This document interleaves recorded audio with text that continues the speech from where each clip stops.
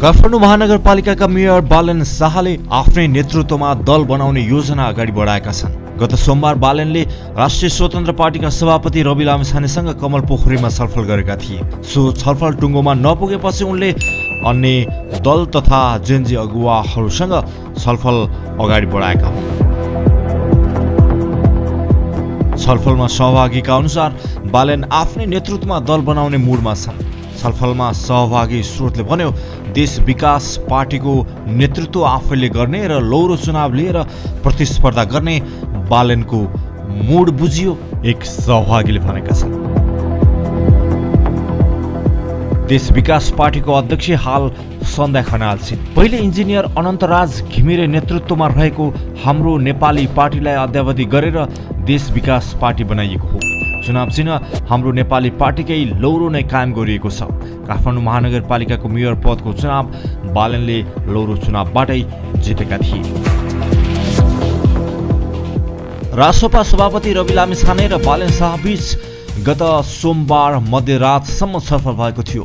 छलफलपछि एउटै गाडी चढेर बाहिरिएका दृश्यले धेरैलाई उनीहरू अब एउटै पार्टीमा रहने अनुमान गरेका थिए। तर सो छलफलमा बालेनले रविको नेतृत्वमा नभई आफ्नै नेतृत्वमा जेनजी सहितका नयाँ शक्तिलाई समेटेर अघि बढ्न खोजेको संकेत गरे। उहाँका कुराबाट के बुझियो भने रविसँग छलफल भए पनि पार्टीको नेतृत्व आफैले गर्ने, अरूको नेतृत्वमा नजाने भन्ने हो छलफलमा सहभागी एक नेताको भनाइ छ। सो छलफलमा पार्टीको नेतृत्व आफूले नै गर्ने प्रस्ताव रविले राखेको समाचार सार्वजनिक भएको थियो। अर्को चुनावपछि भने सरकारको नेतृत्व रविले गर्ने र बालेनले सघाउने प्रस्ताव आएको थियो। त्यसमा ठोस सहमति नभए पनि सकारात्मक छलफल भएको उनीहरूले दावी गरेका थिए। सो छलफल टुङ्गोमा नपुगेपछि बालेनले आफ्नै नेतृत्वमा पार्टी बनाउने गृह कार्य अनुसार विभिन्न दलका नेता, पत्रकार, जेनजी अगुवा, कलाकार लगायतसँग छलफल अगाडि बढाएका छन्। बालेनले राप्रपा, जनमत, नागरिक उन्मुक्ति पार्टी नेपाल, जेनजी फ्रन्ट लगायतका केही सञ्चारकर्मीहरूसँग छलफल गरेका छन्। छलफलमा रेशमलाल चौधरी, मिलन पाण्डे, जेनजी फ्रन्टकी संयोजक रक्षा बम, सागर ढकाल लगायतसँग छलफल गरेका छन्। त्यसैगरी मिडियाकर्मी सुरज सिंह ठकुरी र ऋषि धमलासँग पनि बालेनले छलफल गरेको स्रोतको भनाइ छ। बालेनसँगको छलफलमा सहभागी पत्रकार ऋषि धमलाका अनुसार बालेनले आफू झापा क्षेत्र नम्बर 5बाट चुनाव लड्ने बताएका थिए।